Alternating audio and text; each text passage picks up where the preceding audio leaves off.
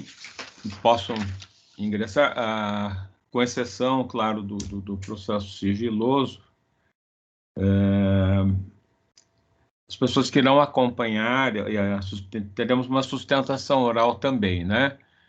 Do processo do Dr. Giuliotti, não é isso? Perfeito. Senhor presidente, poderíamos iniciar por este?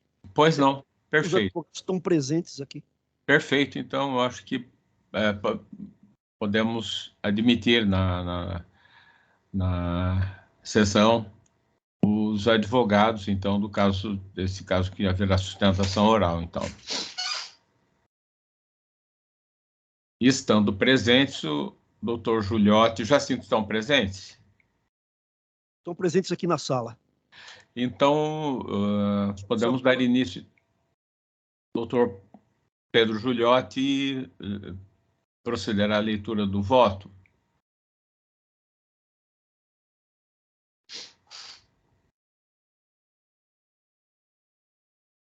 Do relatório, pois não.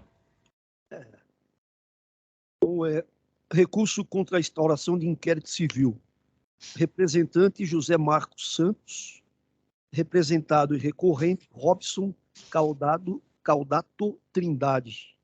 Recorrido, Promotoria Justiça de Jandira. Trata-se de recurso interposto contra inquérito civil instaurado para apurar ato contra o erário público por suposta renúncia fiscal de ISS, decorrente de serviços notariais. Segundo a representação, em 13 de agosto de 2013, Marcelo Barbi, tabelião do cartório de Jandira, apresentou à Prefeitura de Jandira questionamentos quanto à forma de tributação do cartório. Foi instaurado até um procedimento lá, de número 8.873/2013. Foi feito um levantamento fiscal referente ao período de maio de 2010 a dezembro de 2014, que apurou a importância de 213 mil a ser lançado. Em 19 de 2015, Robson, então secretário da Receita, tomou ciência da apuração, contudo, deixou de tomar providência para a realização do lançamento do imposto. A partir de então, o cartório passou a recolher o valor apurado. Alega o recorrente preliminarmente que a informação trazida pelo representante é sigilosa e dependeria de pedido formal para acesso, e que a competência para análise da questão é do Tribunal de Contas da União, não tendo o Ministério Público legitimidade para apuração. No mérito, que a responsabilidade por eventual irregularidade é do agente fiscal de renda, que não poderá ser responsabilizado sem a devida localização do processo 8.873/2013. O douto promotor de justiça oficiante, por sua vez, sustentando a necessidade da continuação do procedimento, manifestou-se pelo não provimento do recurso. Foram os autos remetidos a este colegiado. Este é o relatório, senhor presidente. Muito obrigado, doutor Giuliotti. Passo a palavra, então, aos doutores advogados para a sustentação oral.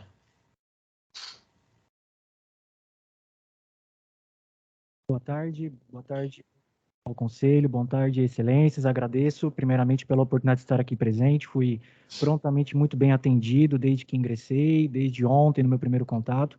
Gostaria de agradecer a oportunidade por estar presente.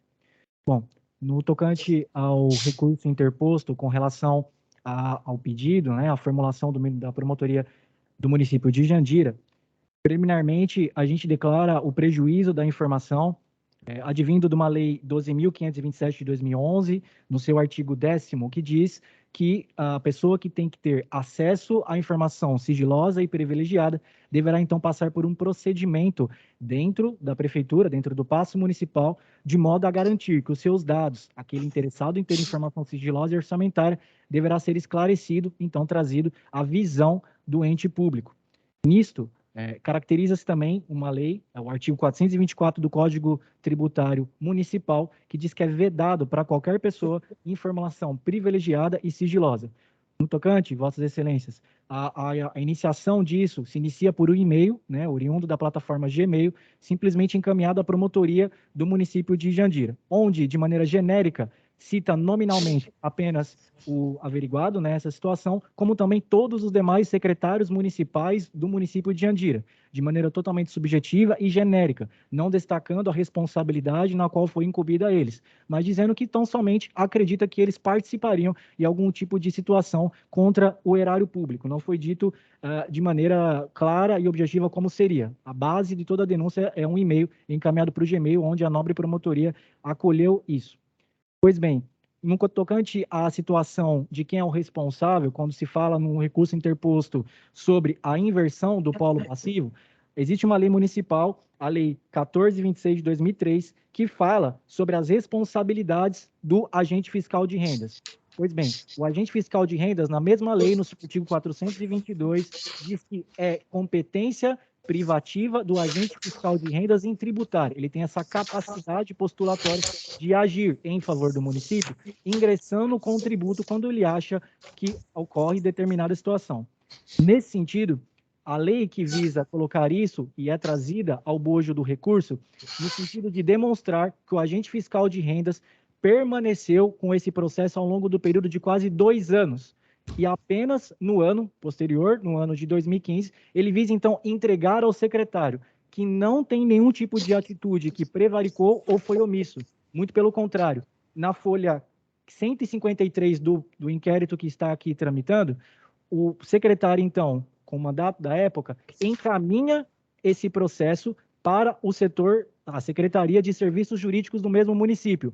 Por quê? Porque na propositura desse fiscal de rendas, quando ele pede para propor uma ação contra o contribuinte aqui narrado, ele pede para retroceder 5 anos na aplicabilidade do tributo. Ou seja, anos na qual, incorporando 2 anos desses anos na qual iria tributar o imposto já pago e já extinto pelo contribuinte. De modo que, se o secretário da época acatasse a propositura do agente fiscal de rendas, ele cometeria um ato arbitrário contra o contribuinte. Modo que, posto que, se fosse decidir dessa maneira e seria arbitrário, encaminhou, então, para o parecer da Secretaria de Serviços do município para verificar se deveria, então, ser tributado ou não, haja vista de que o retrocesso imposto ali pelo agente fiscal de rendas iria incorporar exercícios já pagos e extintos pelo próprio contribuinte que assim o pagou.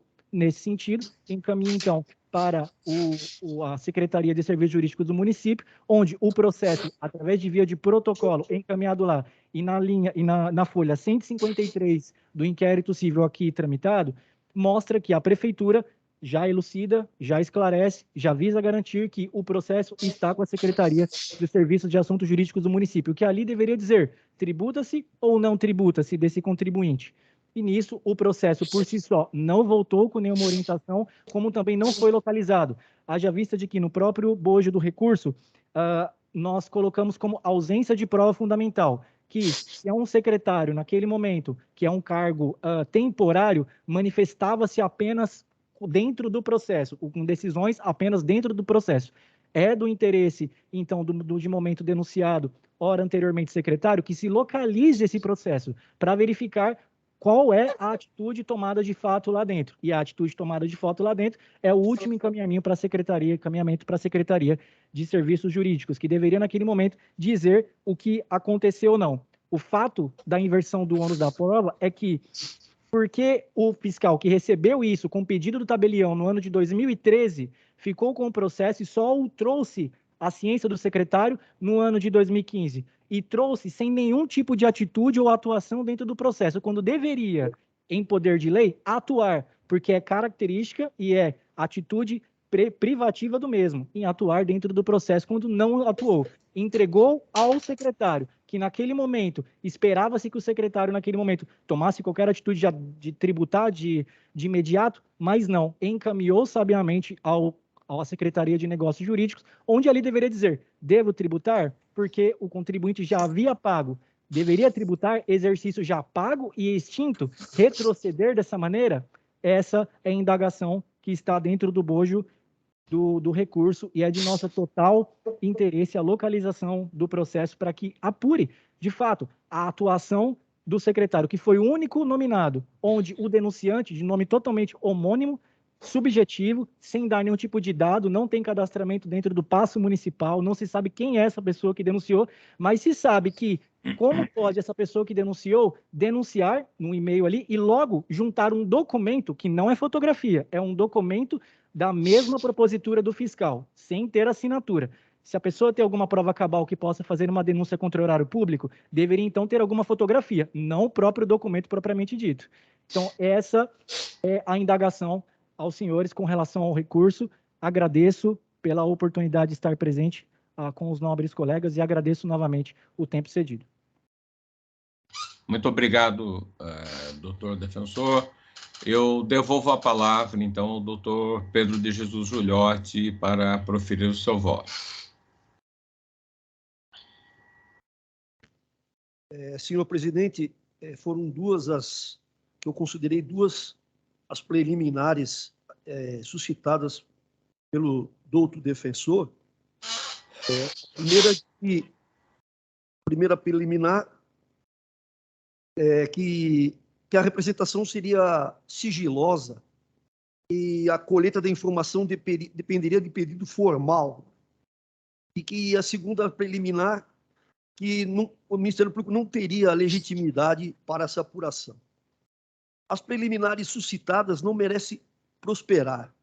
Como bem salientou o douto promotor de justiça, os fatos noticiados na representação não se inserem entre aqueles que estão protegidos pelo sigilo legal, porquanto dizem respeito à cobrança de tributo municipal, informação de interesse público. E basta a leitura do artigo 5º, inciso 33 da Constituição, e artigos 3º, 4º, inciso 3º, e artigo 23, todos da Lei de Acesso à Informação, a Lei 12.527, de 2011, para que se constatar que essa informação não é sigilosa, é uma informação de interesse público. Quanto à legitimidade para a investigação do Ministério Público, há expressa previsão legal na Lei de Improbidade Administrativa, artigo 22 da Lei 14.230/2021. Sendo assim, eu afasto as duas preliminares. No mérito, não obstante as alegações do recorrente, consta que o procedimento está no seu limiar e na dependência de diligências, inclusive juntada do procedimento administrativo número 8.873, que está sendo restaurado, a fim de que se possa dar concluída a investigação. Lembrando que, ao contrário do que alega o recorrente, a prova do fato poderá ser obtida por outros meios legais, não havendo qualquer relação de dependência entre o referido processo administrativo, que ainda não foi juntado aqui nesses autos, e a presente investigação. Ou seja, o Ministério Público pode colher outras provas, independentemente desse procedimento administrativo que foi perdido e está sendo restaurado. Por isso, o seu exame e a sua avaliação jurídica depende de dilação probatória percussiente a ser produzida no bojo dos autos pelo promotor de justiça natural.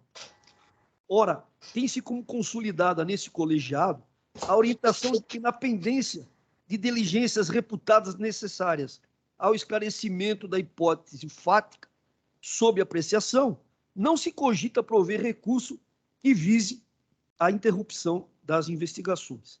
Ademais, no momento em sede de recurso contra a instauração do inquérito civil, no limiar da investigação, repito, e na dependência de diligências, o processo administrativo sequer foi juntado aqui. Não cabe a este Conselho Superior do Ministério Público adentrar no mérito das provas.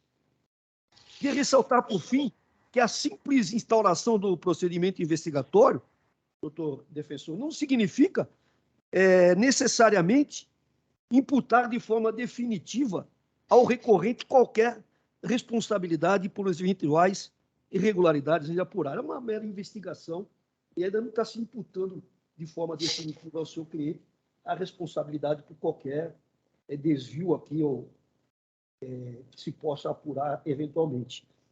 Assim, faz mistério o prosseguimento da investigação, até mesmo para que o recorrente tenha oportunidade de demonstrar que não participou da suposta prática de ato contra o erário público. Por fim, em face dos argumentos expendidos, em face da suposta ausência de justa causa na espécie, de rigor destacar a lapidária decisão da segunda turma do Egrégio Superior Tribunal de Justiça, no julgamento 30.510, publicada no Diário da União de 10/1/2010. Abre aspas. Somente em situações excepcionais, quando comprovada de plano a tipicidade de conduta, causa extintiva da punibilidade ou ausência de indícios de autoria, é possível o trancamento de inquérito civil e, evidentemente, esse não é o caso. Por todo o exposto, o voto é pelo não provimento do recurso interposto, dos quais decorre a continuidade das investigações, nos exatos termos que se processa. É assim que eu voto, senhor presidente. Devolvo a palavra a Vossa Excelência. Muito obrigado, doutor Pedro Giuliotti.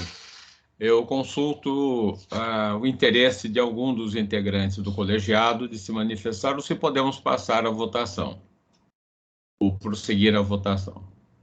Então, podemos prosseguir a votação. Como voto, doutor Saad, por gentileza. Doutor Saad Maslum. Voto com o relator, senhor presidente. Obrigado. Muito obrigado. Aí, doutor Giuliotti. Doutor Marco Antônio, como voto? Com o relator, senhor presidente. Muito obrigado. Doutor Antônio Carlos da Ponte.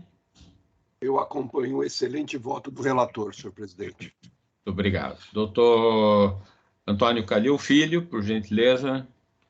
Cumprimentando todos, em especial o nobre advogado, pela percussência da explanação, eu peço vênia para votar também com o relator. Muito obrigado, doutor Calil. Doutor Jurandir Marsura, por gentileza. Eu também acompanho o excelente voto do relator.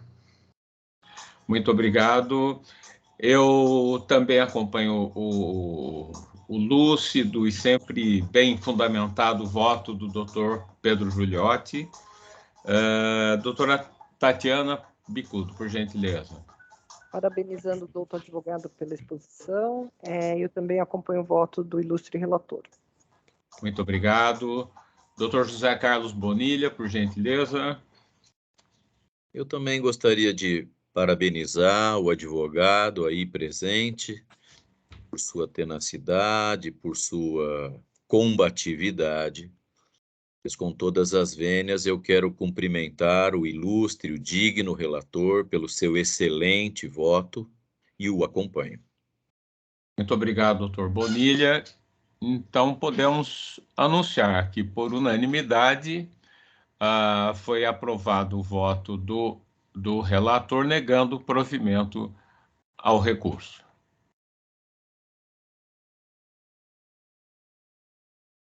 Podemos passar a apreciação do... Há um pedido de acompanhamento de julgamento, também doutor... Tem dois pedidos, doutor Giuliotti e do doutor Bonilha. E estão presentes os advogados?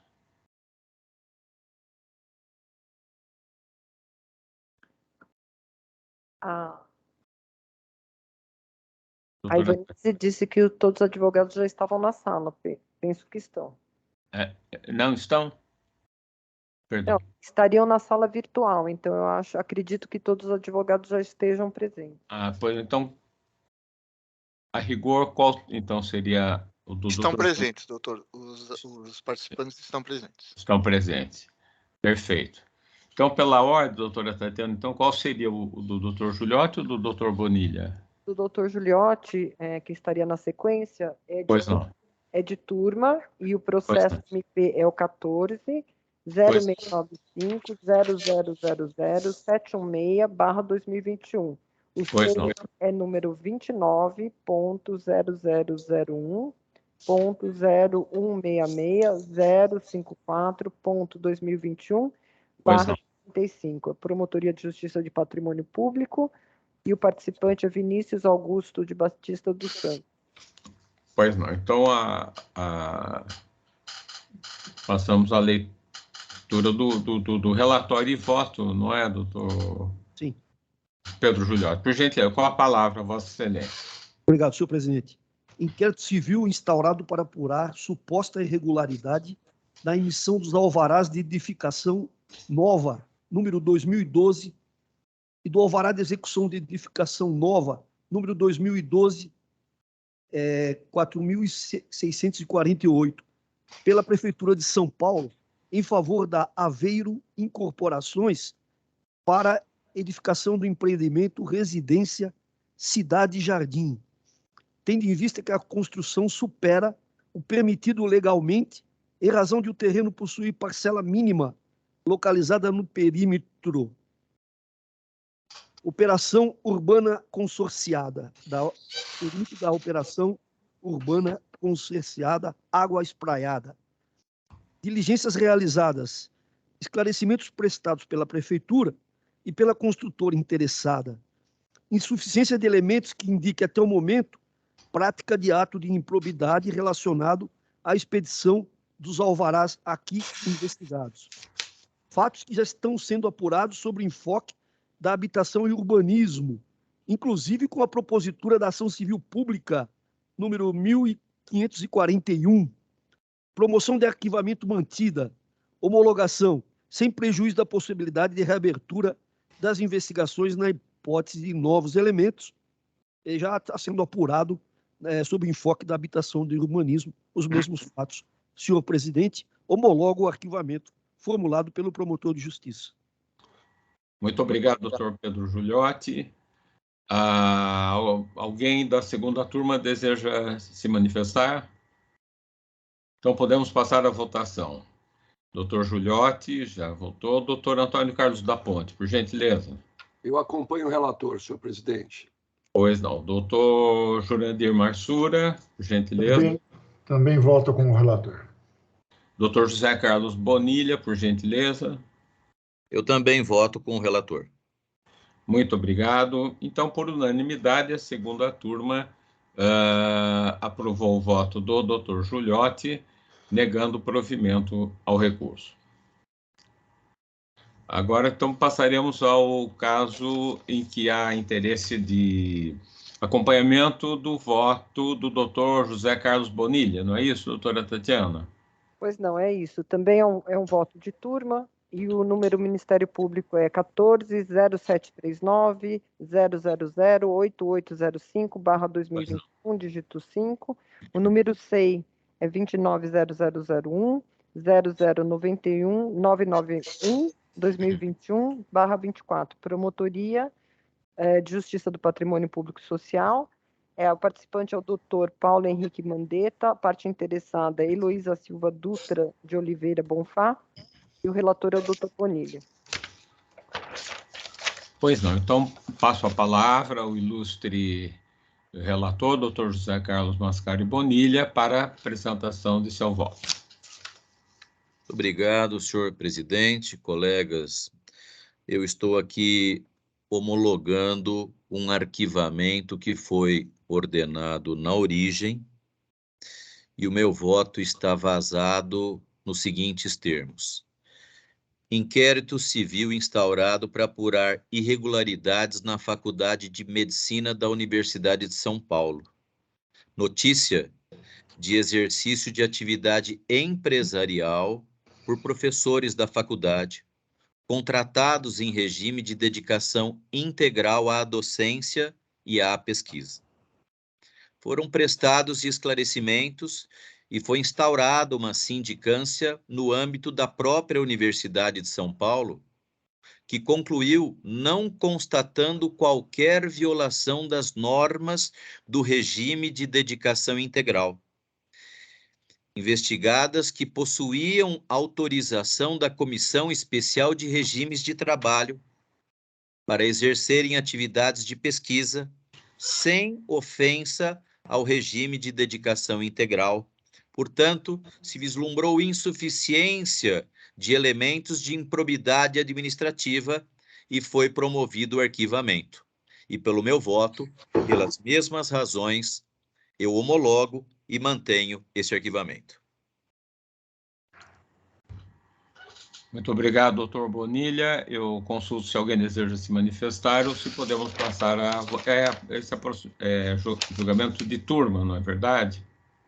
Segunda turma, excelência. Pois não. Então, podemos passar a votação. Por gentileza, doutor Giuliotti. Acompanho o voto do doutor relator. Muito obrigado. Doutor Antônio Carlos da Ponte. Eu acompanho o voto do eminente relator, senhor presidente. Muito obrigado. Doutor Jurandir Marsura. Eu também voto com o relator. Muito obrigado. Então, acompanhando o voto do doutor Bonilha, os demais integrantes da segunda turma também... Pois não. Faltou o doutor Calil, que é da segunda turma também. Perdão, doutor Calil. Desculpa, eu me confundi. Desculpa, eu me confundi, doutor João. Ele não é.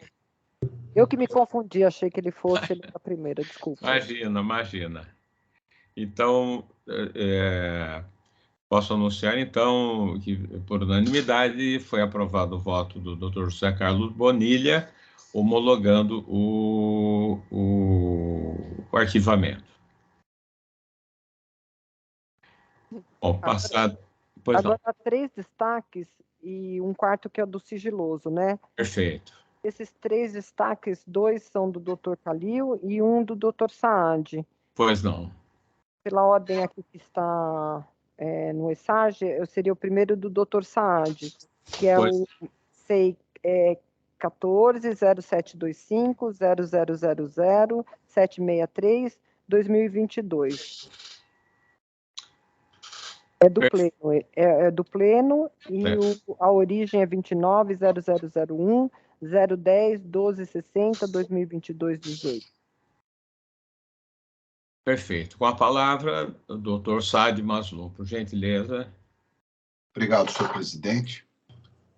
Trata-se de inquérito civil instaurado de ofício, atuação conjunta das promotorias de justiça de direitos humanos, áreas de saúde e inclusão social, promotoria de justiça de direitos difusos e coletivos da infância e juventude e promotoria de justiça de habitação e urbanismo, tendo por objeto a apuração das intervenções do poder público na região conhecida como Cracolândia, iniciadas em maio de 2022, cuja ação mais violenta ocorreu entre os dias 12 e 13 de maio de 2022.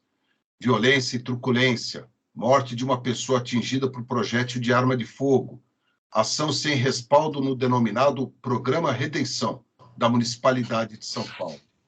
Dispersão de usuários para outros logradouros, embaraços para o trabalho de agentes de saúde e assistência social, ofensa a direitos humanos fundamentais e prejuízos às políticas públicas de saúde e assistência social, grave ofensa ao princípio da dignidade humana, fecha aspas. Inconformada com a instauração, recorre à Prefeitura Municipal de São Paulo, alegando que não há justa causa para instauração de inquérito civil, aspas, sobre os fatos que são notórios, fecha aspas. Aduz que vem desenvolvendo no local programas por meio de equipes especializadas, oferecendo assistência e saúde aos dependentes químicos em situação de vulnerabilidade, além de atividades visando a revitalização da região, dentre diversos outros serviços. Relata a recorrente, ademais, as atividades desenvolvidas pela Guarda Civil Metropolitana, inclusive em parceria com o governo do Estado de São Paulo. Neste ponto, alega que todas as ações seguem, aspas, rigorosamente o que está na Constituição Federal e na lei, respaldando-se no referido Programa Redenção e sempre respeitando o princípio da dignidade humana, fecha aspas. Também faz referências à ação civil pública já manejada pelo Ministério Público, argumentando que a questão está judicializada. Quanto à específica operação realizada em 11 de maio de 2022, diz que a ação foi programada com muita cautela e planejamento, sendo certo que as imagens juntadas aos autos revelam que, de fato, não ocorreram excessos, tampouco ensejaram prejuízos às políticas públicas de saúde e assistência social. Na verdade, alega, as intervenções resultaram na desarticulação dos criminosos que lá atuavam, além de melhorias na região, conforme expõe em seu arrazoado. Por fim, requer à municipalidade, ora recorrente, o encerramento e arquivamento do inquérito civil. A decisão recorrida foi mantida e remetidos os autos a este colegiado. É o relatório. Conforme esclarecido pela digna Promotoria de Justiça, a ação civil pública anteriormente manejada pelo Ministério Público, autos número 103.3071-79/2021, está embasada em fatos diversos, relativos aos anos de 2017 a 2021.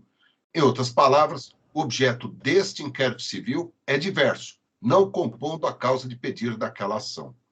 Fato é que o objeto deste inquérito civil mostra-se bem definido, as investigações realizadas e ainda por realizar objetivam apurar as circunstâncias e consequências das intervenções realizadas pela Municipalidade de São Paulo. Como destacado pela digna promotoria em seu despacho de sustentação, aspas, o que ocorreu na Cracolândia nas últimas semanas constitui-se como um conjunto de fatos notórios e graves, destacados em mais de um meio de comunicação, justificando a abertura do inquérito para justamente se proceder à apuração objetiva e impessoal daquilo ocorrido. Fecha aspas. Nestas condições, atua corretamente a Promotoria de Justiça em sua linha de investigação com a busca de informações relevantes, inclusive mediante oitivas já indicadas na portaria inaugural. Como é ser disso, o inquérito civil tem por objetivo apurar a ocorrência de danos efetivos ou potenciais a direitos ou interesses difusos, competindo ao Ministério Público zelar pelo efetivo respeito dos poderes públicos e dos serviços de relevância pública aos direitos assegurados na Constituição Federal, promovendo as medidas necessárias à sua garantia. O resultado das investigações, com a coleta de documentos e informações, são absolutamente necessários para o correto exercício das atribuições inerentes às funções institucionais. Assim, em que pese os relevantes argumentos expendidos pela recorrente, fato é que os elementos de convicção carreados para os autos autorizam as investigações. Por todo o exposto, nego provimento ao recurso. É meu voto, senhor presidente. Muito obrigado, doutor Saad Maslum. Eu indago se alguém deseja se manifestar ou se podemos passar a votação. Bom, então passaremos à votação. Por gentileza, doutor Pedro Gigliotti. Acompanho o excelente voto do doutor relator. Muito obrigado. Doutor Marco Antônio Ferreira Lima. Com o relator, senhor presidente. Muito obrigado. Doutor Antônio Carlos da Ponte. Eu quero cumprimentar o eminente relator e acompanho o seu voto. Muito obrigado, doutor Antônio Carlos da Ponte. Por gentileza, doutor Antônio Calil Filho. Também acompanho o relator, cumprimentando-o pela excelência do voto. Muito obrigado. Por gentileza, doutor Jurandir Norberto Marsura. Eu voto com o excelente voto do relator. Muito obrigado. Eu também acompanho o sempre bem elaborado, bem fundamentado, sempre trazendo luzes a este colegiado do voto do doutor Saad Maslum. Doutora Tatiana Vigene Bicudo, por gentileza. Também acompanho o voto do eminente relator. Muito obrigado. Doutor José Carlos Mascari Bonilha. Eu também quero cumprimentar o digno conselheiro, doutor Saad Maslum, pela excelência do seu voto e dizer também que o acompanho. Muito obrigado, doutor Bonilha. Então, anuncio que, por unanimidade, foi aprovado o voto do doutor Saad Maslum, sendo negado provimento ao recurso. Na sequência, Pois não. processo SEI 430695-0000-821-2021, SEI também 290001, 0086770-2022, dígito 47, interessado governador e vice-governador do Estado de São Paulo, relator doutor Antônio Calil Filho. Muito obrigado. Por gentileza, doutor Antônio Calil Filho, para a apresentação de seu voto. Muito obrigado. Eu trouxe esse caso ao pleno, com destaque, em razão da pessoa investigada ser o governador do Estado. Vou pedir licença para ler o meu voto, que é curto. Interessado governador e vice-governador do Estado de São Paulo. Notícia de fato, a alegação de que o governador e seu vice estariam realizando promoção pessoal com uso de propaganda institucional, inclusive em suas redes sociais. Em deferimento da representação, ato de improbidade não evidenciado. Trata-se de notícia de fato veiculada por Kaique Henrique Dias Salinas, imputando ao governador do Estado de São Paulo, João Dória, e ao vice-governador Rodrigo Garcia, o fato de estarem fazendo promoção pessoal com uso de propaganda relativa ao programa Pro São Paulo, Pro-SP, além de se valendo de suas redes sociais para tal divulgação.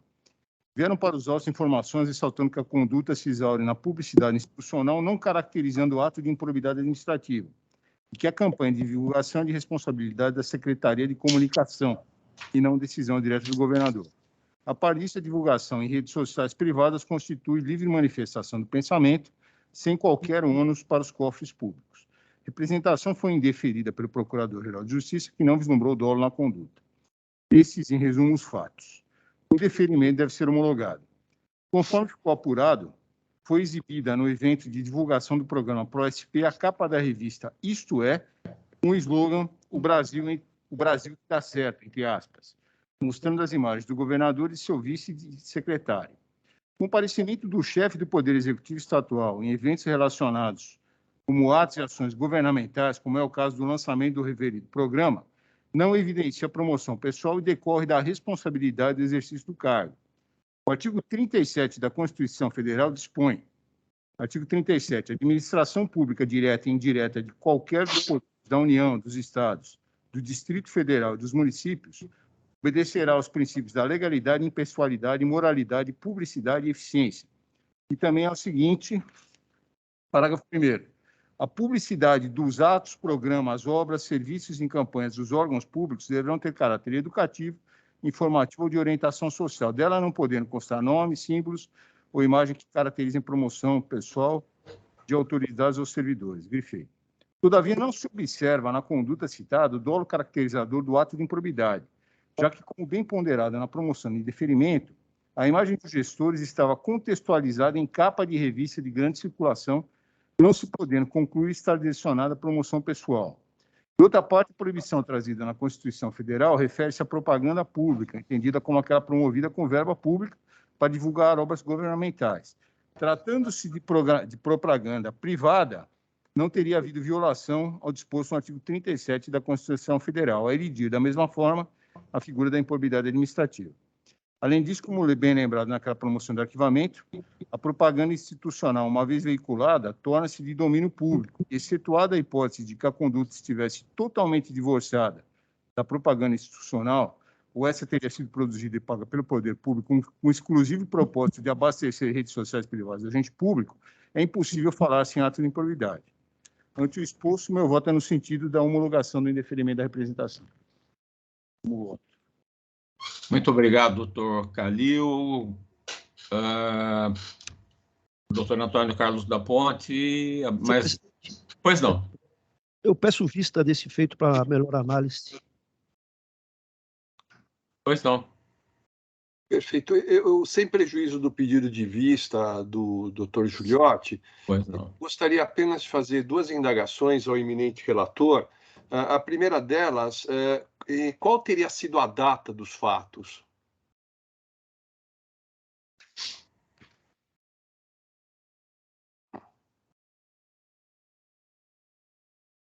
Eu teria que consultar agora os autos, se o senhor puder esperar, ou então... Não é necessário. Eu só queria ver a data dos fatos pelo seguinte, dependendo da data, nós poderíamos estar diante aí não só em face da necessidade de apuração desse fato, como também da verificação de eventual violação ao artigo 36 da Lei Eleitoral, que cuida da propaganda eleitoral antecipada. Nós ainda não temos candidatos com registro de candidatura, e o senhor ex-governador aqui do estado de São Paulo, ele se apresentou como candidato à presidência da República, chegou a ganhar, inclusive, as convenções partidárias, né? A minha segunda indagação, dependendo da data, é se esses fatos teriam ou não sido apurados na esfera eleitoral. Mas, de qualquer modo, fica prejudicado diante do pedido de vista do eminente conselheiro Pedro Jesus Giuliotti.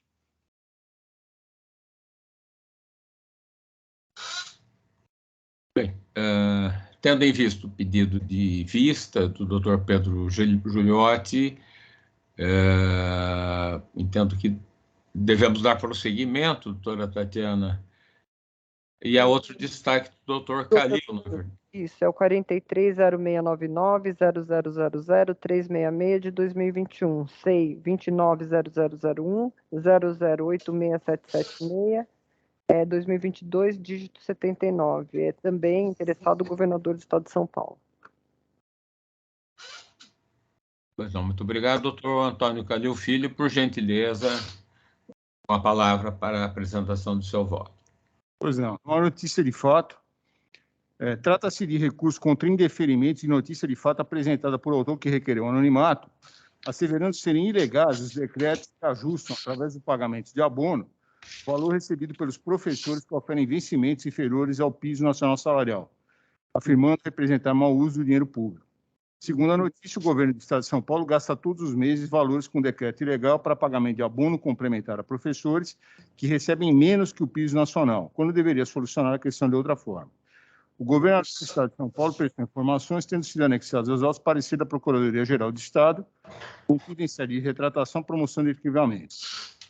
Conforme ressaltado na manifestação aludida, que faz referência às informações do governo estadual no tocante à ação declaratória de inconstitucionalidade número 4.167, o Egrégio Supremo Tribunal Federal julgou, por maioria de votos, improcedente o pedido para afirmar a constitucionalidade do artigo 2º, parágrafo 1º da Lei Federal 11.738/2008, que proíbe os entes de federação de fixarem o vencimento inicial das carreiras do Magistério Público de Educação Básica abaixo do piso salarial profissional nacional. A parte do julgado em que fixado o entendimento de que o piso salarial se refere ao vencimento e não à remuneração global, integra a fundamentação da decisão proferida na referente ação declaratória, que não se confunde com a parte dispositiva, na qual o Supremo Tribunal Federal se limitou, dentre outros pontos, a declarar a constitucionalidade do artigo 2º, parágrafo 1º da Lei Federal número 11.738/2008, valendo também assinalar que os fundamentos determinantes das decisões proferidas no âmbito de controle abstrato não possuem eficácia vinculante, artigo 28 da Lei Federal 9.868, de 99. Anotou ainda o representado por decreto número 64.798/2020, estipula pagamento de abono complementar correspondente à diferença entre o valor do piso salarial profissional nacional, fixado de acordo com a mencionada Lei Federal, e 2, o valor do vencimento básico, com o objetivo de garantir piso salarial profissional nacional do Magistério Público e da Educação Básica, observado o disposto no artigo 60, inciso 3º, a linha E, dos atos de disposições constitucionais transitórias, com a redação da emenda constitucional número 53/2006, regulamentado pela Lei Federal número 8.738/2008. A informação também da existência de 2 ações civis públicas, número 101.2025/73/2017, 826.0053, e 1.846.40/2020, 826.0053, em andamento, propostas pelo Sindicato de Professores do Ensino Oficial do Estado de São Paulo, APUESP, tendo como objeto, respectivamente, a validade do pagamento do abono complementar, previsto nos decretos 62.500/2017 e 64.658/2019, bem como a suposta repercussão desse pagamento na remuneração dos demais integrantes da classe docente do quadro magistério da Secretaria de Educação. Concluiu o Procurador-Geral de Justiça que o fato de o governador editar decreto de complementação dos valores citados para que atinjam o piso nacional salarial não constitui ato lesivo do patrimônio público social, seja porque o abono permite a observância do piso nacional, seja porque a matéria se encontra sub júdice nas ações civis públicas acima mencionadas, não sendo evidenciado o dolo na conduta da autoridade pública, que tem apoio também para parecer jurídico oficial. De fato, não é possível, diante de tal quadro, se vislumbrar, na hipótese de conduta dolosa passiva de responsabilização, nos termos do artigo 11 da Lei de Improbidade Administrativa, na forma exposta na promoção de arquivamento, cujos fundamentos ficam fazendo parte integrante desse voto. Ante o exposto, o voto é no sentido da homologação do indeferimento da representação. Negando-se provimento ao recurso. Eu voto. Muito obrigado, doutor Calil. Eu indago se alguém deseja fazer uso da palavra, se podemos passar à votação. Pois não, doutor Antônio Carlos da Ponte. Eu gostaria de um esclarecimento, senhor presidente, que o eminente relator, doutor Calil, pudesse me fornecer. Na verdade, os professores aqui do Estado de São Paulo, eles estão recebendo menos do que o piso nacional. E seria necessário o abono complementar para que fosse alcançado aquilo que é definido pelo piso nacional. Seria isso? Exatamente. Perfeito. Então, eu vou requerer vista dos autos. Pois não. Então, diante do pedido de vista do doutor Antônio Carlos da Ponte, eu creio que está encerrada esta etapa, não é, da sessão, e passaremos ao voto, ao processo sigiloso, passando a outro link, não é verdade? Correto. Pois não. Então, até já. Doutor João, Pois não. só para fazer uma menção sobre os demais processos que... Sim. Pois não. Pois não. Quanto aos demais processos, todos foram analisados, estudados, todos eles pelos eminentes integrantes do colegiado, sendo aprovados os votos e que estão à disposição no sistema do Conselho. Então, passaremos ao outro link, não é? Então, até já.